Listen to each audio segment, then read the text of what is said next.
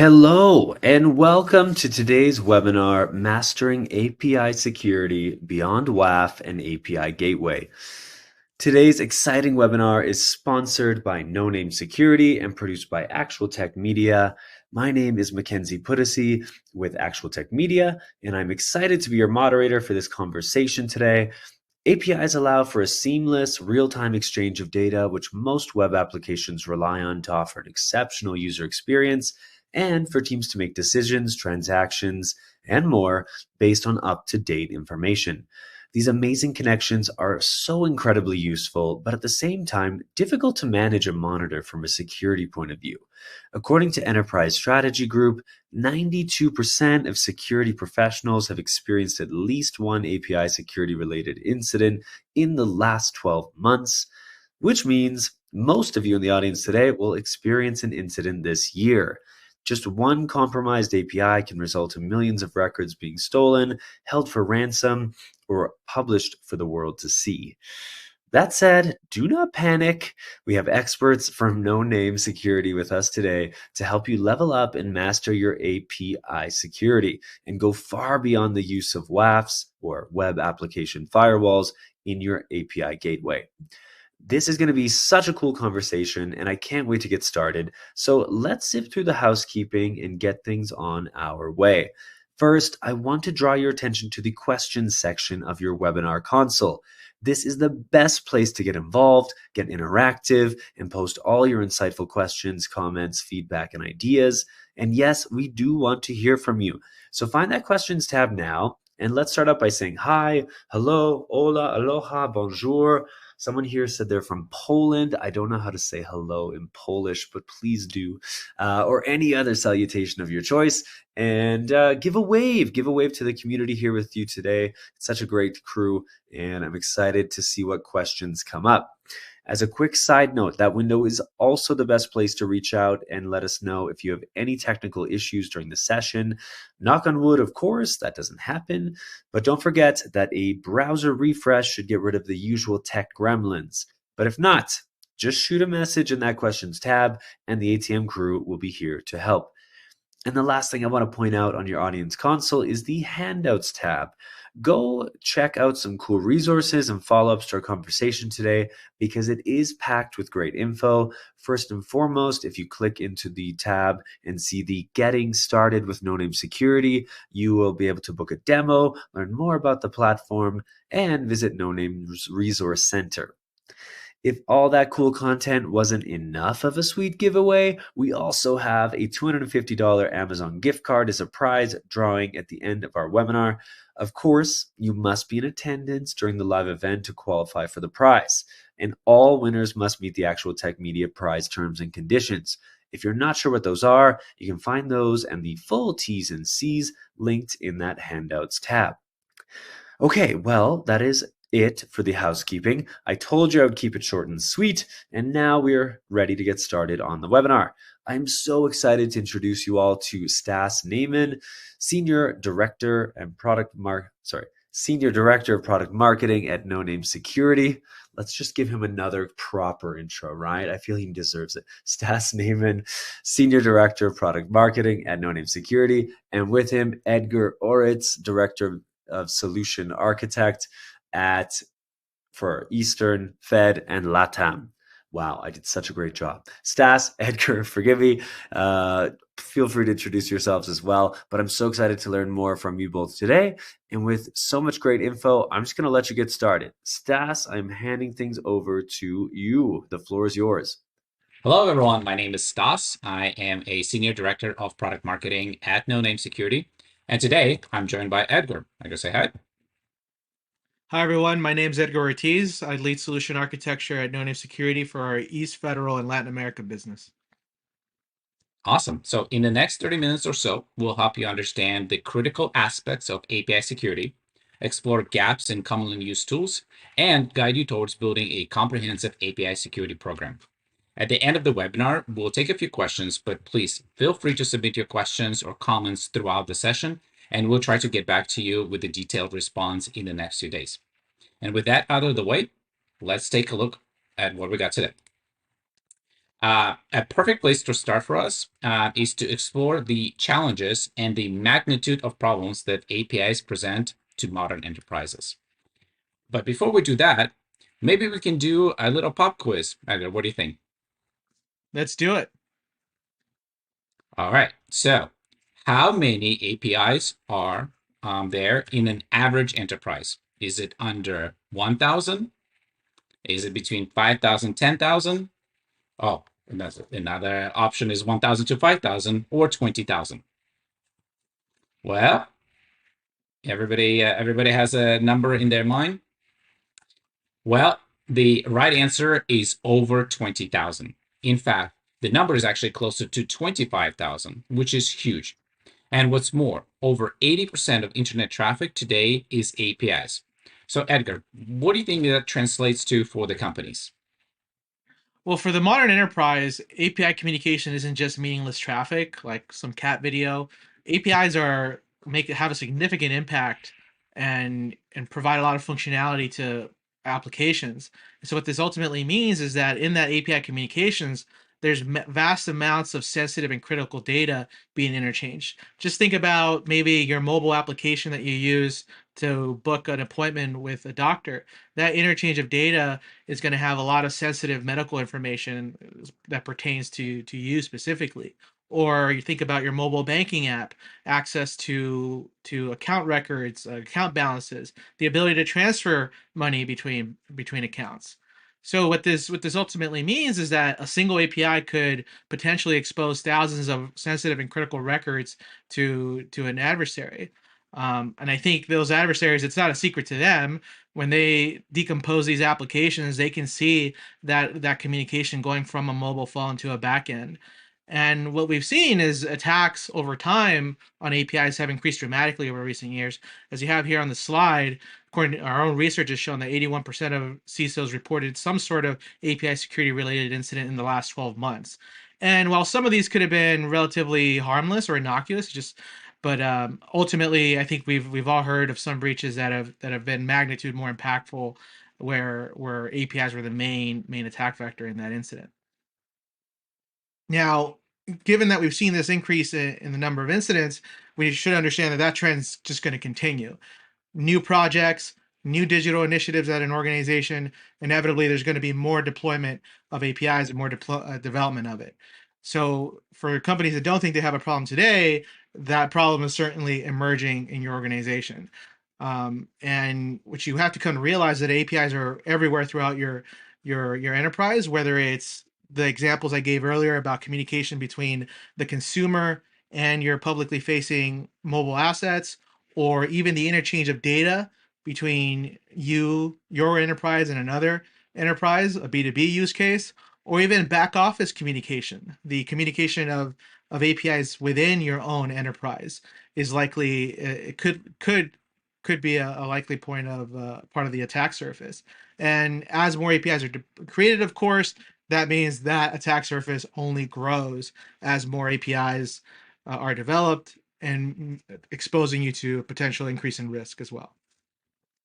Yeah, that's right. So, I think companies tend to think about big initiatives like, let's implement zero trust framework, or let's leverage Gen AI capabilities, for our products and tools, without really realizing that at some point there is an API call that will go in, an API request will go in and grab some data, and that request must be authenticated, it must be authorized, and it should only retrieve the data that it's supposed to do, right? So, a lot of times what we find ourselves in situations where the tools that exist, right, in current enterprises just insufficient for API security. Give you an example. Could be your vulnerability scanning tools that were not designed for the kind of attacks or the kind of vulnerabilities that APIs have. It could be like your red teams. Let's say your organization has a red team, but they're looking at sort of the point in time fashion and just can't actually address the magnitude of attack surface. And something to keep in mind that APIs are just constantly changing across your estate. Maybe you have some API assessment efforts, but they are manual or they're incomplete, and they can be quickly out of date. But the most important thing to understand is that the tools, the API security tools that exist in a lot of the enterprises can fall short on what you actually need to keep the company secure. So, And you brought what up tools? zero trust. Oh, Oh, okay. sorry. If Yeah, I no, can go ahead. double down a little bit on the zero trust point, it's one thing I Uh, see fairly often in customer environments is they still very as it relates to APIs. Oftentimes, it's still very much a castle and moat model where once the API communication is in a particular in the network, that communication can transverse laterally within an environment because we find oftentimes that our customers don't have authentication with their internal APIs. And the only thing that's authenticated is the externally facing APIs. So as some organizations transition to more zero trust model, this is an area that is a gap as well within API security. yeah, that's a great point. So let's actually, let's talk about the tools and solutions that you might have heard about, and most likely even have in your environment today, which is a web application firewall and API gateway. So we'll start with the web application firewall, commonly known as WAF. Right? It is a crucial component of pretty much any modern cybersecurity strategy. Think of it as like a regular firewall, except instead of sitting in front of your network, it's sitting in front of your web servers that are hosting applications. So the three things that WAFs typically do, number one is, it's like a like application layer protection. So you monitor and filter your internet, your HTTP traffic between the web application and the internet, and you focus, on detecting and mitigating threats. Attack prevention, number two, which is basically identifying sort of these common web application attacks. You might have heard of them, like SQL injection, cross-site scripting, cross-site request forgery, that type stuff. And monitoring traffic, right? So you constantly monitor incoming and outgoing web traffic. You're sort of analyzing the patterns and anomalies and identify potential threats. But the key here is pattern matching. So if the WAF knows the attack, it will block it. But what happens if it doesn't, right? There are other limitations that WAFs have. But let's first maybe talk about the API gateway, and then we can get into the limitations. All right, so let's talk about API gateways. API gateways, of course, are a staple in most large enterprises. They act as the front end for the API. They receive and process the API request, apply throttling, some security policies, and ultimately that request passes through to a backend service where the actual business logic is executed on. So first and foremost, request routing. That's when the API request comes in and that request is routed to the appropriate business logic or backend service that actually implements the logic for that API. Next is authentication and authorization. This is where, let's say, you implement OAuth 2 or even basic authentication in some cases for your API implementation. Rate limiting, common API policy with the apply to APIs. You don't want an excessive number of requests sent to an API because that could bring down the service or the backend implementation doesn't have enough resources to support the volume of service. So this ultimately makes API gateways really great at orchestrating the API requests coming into your overall architecture, and they centralize some of the security measures and implement consistent authentication across your APIs, and also enforce some of the encryption that comes from the client to the implementation itself. Now, this for most organizations, they go, all right, this is plenty of security. I'm authenticated. I'm rate limited. I'm throttling. But so the perception from a lot of organizations comes, this ought to be combined with my WAF sufficient to cover my API security needs. So let's get into why both a WAF and an API gateway, still in this case, aren't insufficient to address this problem. So I think for me, there's four broad areas where I think an API security solution specifically can help complement these solutions. Is first by first addressing an incomplete inventory. The WAFs and API gateways simply cannot provide an aggregated or up-to-date inventory of all your APIs. inevitably there's going to be some sort of API artifact that's deployed outside of the purview of the API gateway or the WAF. We have development teams that are moving very fast, and they may necessarily take the time to route all of their or register all of their implementations with an API gateway.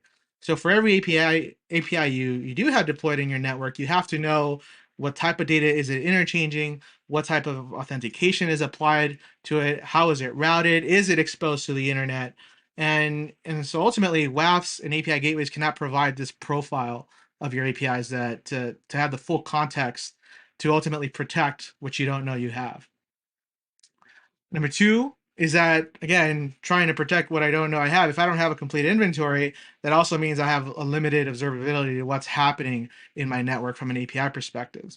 WAF and API gateways, as I said earlier, can only observe the API traffic that is routed through them, meaning they can't catch unmanaged APIs ostensibly.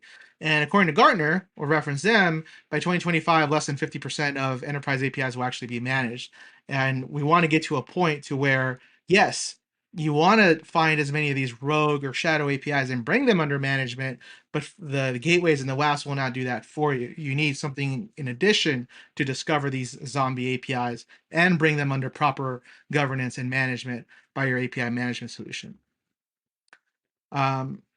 Lack of runtime controls, WAF and API gateways do provide some level of security controls, as we talked about earlier. For example, WAFs can apply signature-based attack detection and identify some user-based session behavior. However, these controls alone are not enough to adequately protect APIs against modern threats. And lastly is the testing capabilities.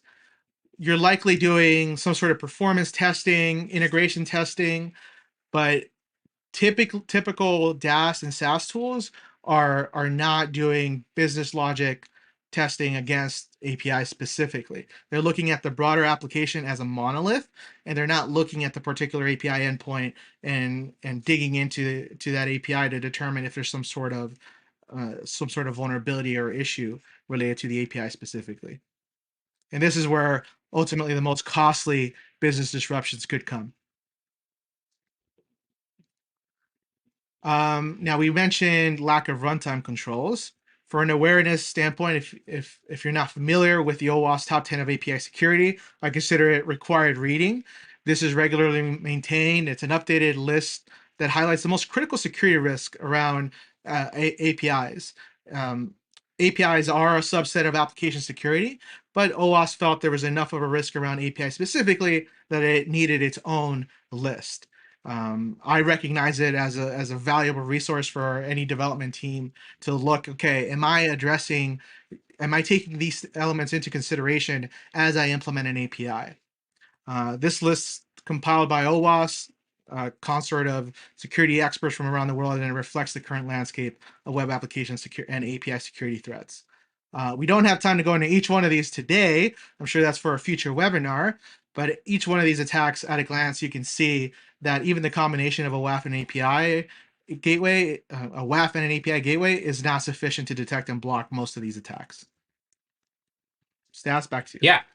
Yes, thank you. Yeah. So, when you think about your current API security tools and strategy and capabilities, sort of like, think about what Edgar just mentioned. Like, can you do the discovery and inventory of all your APIs?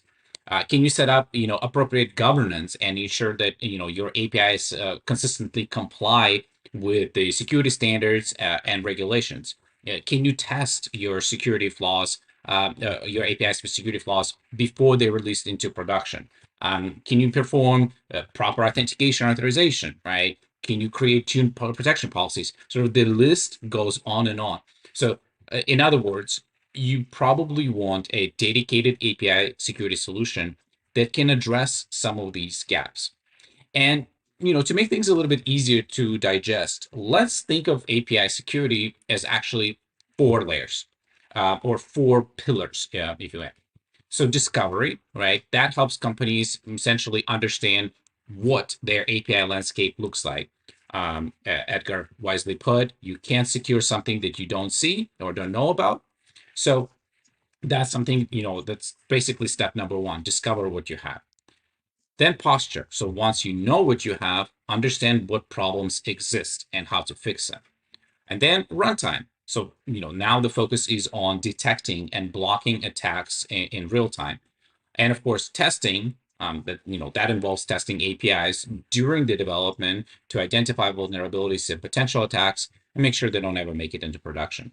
So uh, basically, if I had to summarize, the overarching goal of all of these four phases is to ensure that APIs are protected from malicious attacks, from data breaches, from security incidents at every stage of API lifecycle. So Edgar, I'm looking at the time. What do you think about another pop quiz? Let's do it. All right. This won't be as hard as my calculus lectures in college. I liked calculus so much, I took it 4 times. So this one will be pretty easy compared to that. The question is, what are tangible benefits of augmenting API gateways and WAFs with a dedicated API security solution? Is it A, single view into an entire API ecosystem? B, visibility into an entire API lifecycle? C, mitigation of API risk? Or D, detection of API risk? Or E, all of the above? Yeah, there's an all of the above version option. I could grab one of my guitars and play the Jeopardy theme for you guys, but I'm pretty sure most of you Nice. guessed that the answer is E. Yeah, all of the above.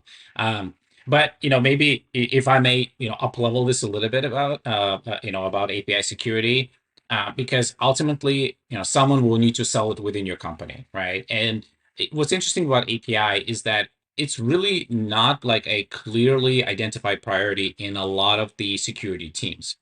So there's sort of like these top three things that you can expect once you have a robust API security platform and processes in place. Number one, of course, risk reduction, right?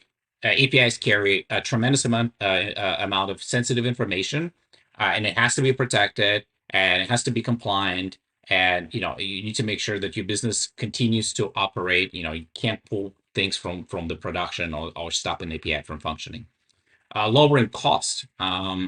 Why? Well, because you can extract more value out of your existing security stack, right? You can integrate API security with your WAFs, with your API gateways, with your ITSM tools, with your CI/CD pipelines, and more. Uh, and just think about how much money you can save by catching issues earlier, because anything in production, right, that's costly, right? And that introduces delays and accelerating business. After all, wouldn't it be nice to know that all your digital transformation initiatives, opening a new web portal, opening up your internal applications to third parties, that they do not expose you to the breaches. And by the way, once API security, sort of functions as intended, your security teams are happier, your developers are happier, both of those teams are talk to each other. You'll have predictable releases. You'll have, more updates to the customers, who in turn will be just delighted to have business with you. So there are tangible and intangible benefits to API security. So it should come to no surprise that no name security is a market leader. And Edgar, actually, if we can take maybe just next couple of minutes to tell folks about our approach in the platform, that might be helpful. It's all right. Let's go through it. So when we look at our API security solution, it's indeed the most innovative and comprehensive approach to API security. Our platform perfectly aligns to the API security components or pillars that we've already covered and discussed. First, we assess your API landscape, looking at it inside out, inspecting the traffic, code, infrastructure, and documentation to create a full API inventory. Along the way, we'll find vulnerabilities as we're doing that discovery. We often find about 30% or more of the APIs. Well, to understand the magnitude of the problem, customers will be surprised to find that No Name will ultimately find 30% more APIs than the customer thought they have originally. I like to always start out my demos by asking, "Do you know how many APIs you have?" And in that demo, we get an honest answer of "I don't know," or a very surprisingly small answer, and then inevitably, when we get into the customer's environment, we find orders of magnitude more APIs. Once you do that, we can get to de-risking the API landscape by constantly and continuously monitoring your API inventory and fixing vulnerabilities before they become exploited by an adversary. We help you understand what type of API data is being transacted on those APIs. That's the request and response, sending or receiving. Who owns that API? When was it last updated? When was it last seen? And is it even configured properly? Because you may have governance rules that say this API should have that rate limiting policy applied by the gateway, but that may not be the case. Of course, by monitoring that traffic, we can use unsupervised machine learning to analyze the API transactions as they occur in order to detect malicious traffic and enable you to quickly react and block malicious attacks and abuse on your APIs.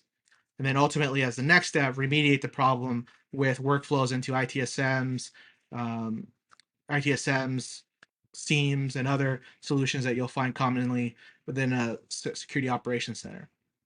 Finally, we'll give you the confidence in the security of your APIs before they're released into production.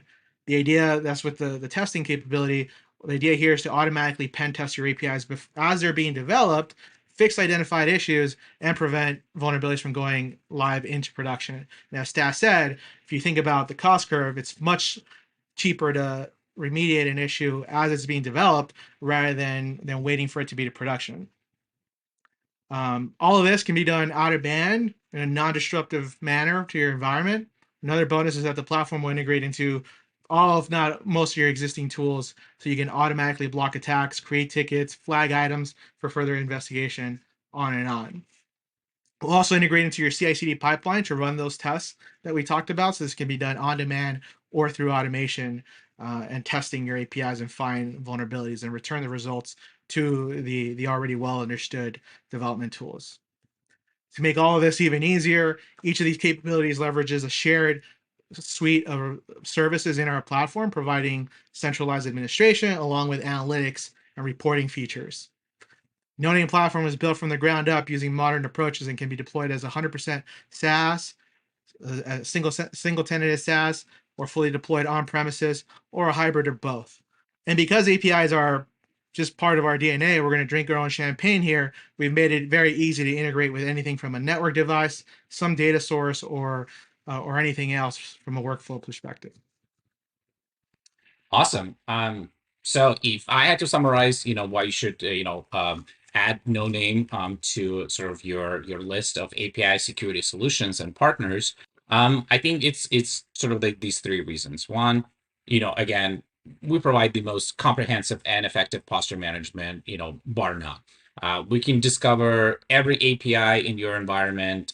We do it easily, we do it out of band, no disruption, no inline stuff. It's amazing. Faster time to value. So the moment you deploy No Name, we'll start analyzing your traffic and providing you, just this deep visibility into your API activity. We can spot glaring issues right off the bat, and as you continue to use the platform, we'll provide deeper insights and understand the underlying business logic of your APIs and uncover things that the typical solution is just unable to do.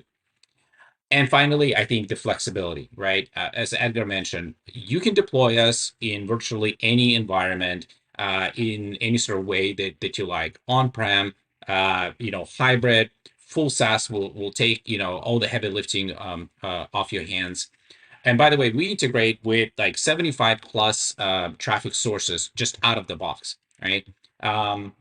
We continue to release more almost every single month. So, when it comes to plugging in and fitting into your architecture and plugging into your existing technology stack, it's super easy. And I think with that, checking the time, I think we only have one more thing to discuss, which is how to get started. If you don't mind, I can take this one. Go for it. Yeah. So just to really bring bookend everything we discussed here today, what I hope you all walk away from this discussion today is you don't need to deploy every module here to see value in the platform. API security, to borrow a cliche, is a marathon and not a sprint. You could start first with the posture capabilities within the platform to assess a baseline level of risk and vulnerabilities and gaps. you want to know what's in your API landscape and how bad the situation is. So it's a risk assessment. From there, then you can establish foundational policies and processes to scope out what an API risk reduction program may look like. Once that's done, we can move into the operationalization phase where you can integrate your API security into more business critical systems and workflows and make it a core part of your overall security strategy, not just API security specifically. And once you're there, you can have clear owners and playbooks around the manual and automatic intervention from a detection and incident detection and response standpoint. Once you're there, you can scale and optimize the program. API security is tricky because it touches so many different teams, so many different systems, developers, product owners, network engineers, security engineers, all teams that ultimately have to come together to create a DevSecOps culture. But coming together will ultimately ensure the value to the organization, and you can come together to create a safer, more secure API ecosystem. With that, we'd like to thank you for spending the time with us. We really hope it was helpful. And if you have any questions or feedback or suggestions for next webinars, please write them in. Super helpful there. And right now, we'll probably take a just quick moment to take a look at the questions that did come in. We'll respond to, let's say, 3. And if we don't get to your question, no problem. In the next couple of days, we'll actually send you a detailed response. And if you enjoyed this webinar so much, you want to view it again, or maybe share it with your peers, we'll of course provide you a link to view this on demand. So with that, let me look through here. Edgar, let's take a moment to take a look at the questions and pick the first 3. Okay. So I got this first one. What is the most interesting incident No Name discovered in a customer environment? Okay. I'm curious. It's been a few, so I'm trying to think through what would be most interesting to this audience. And this is one that I've most commonly.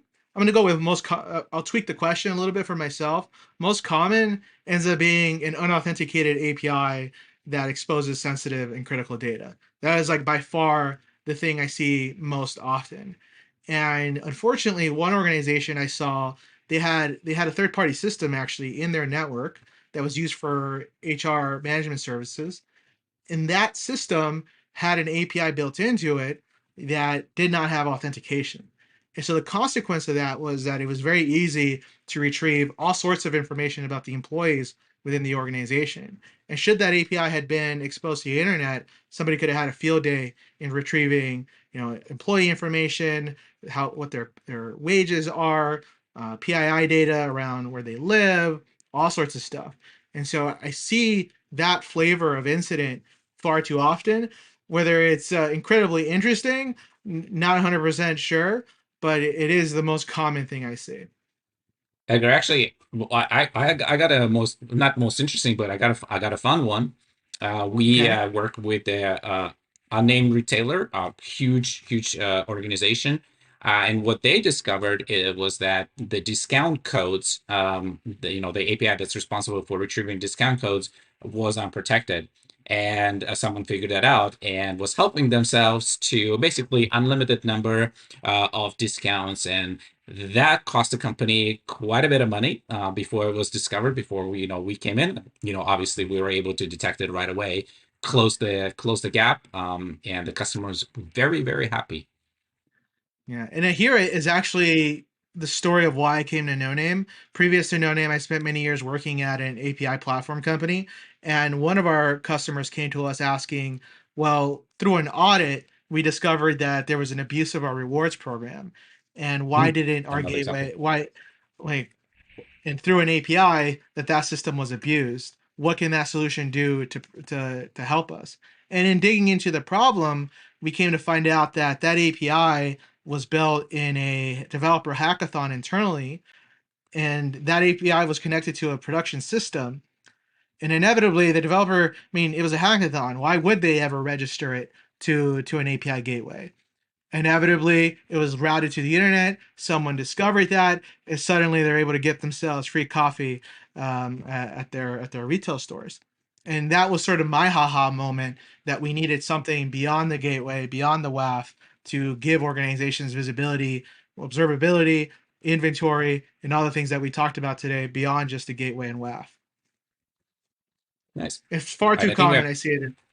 We got two other questions. two Sorry more. for Yeah, let's do two my more. soliloquies here. The other question 2, what are customers most surprised about when they evaluate your software? I think I hinted at this earlier, actually. The question I like to ask, how many APIs, do you know how many APIs are in your environment today? And again, I get the honest answer, I don't know, or a very small number. But then once we get into a customer's environment, we suddenly discover orders of magnitude more.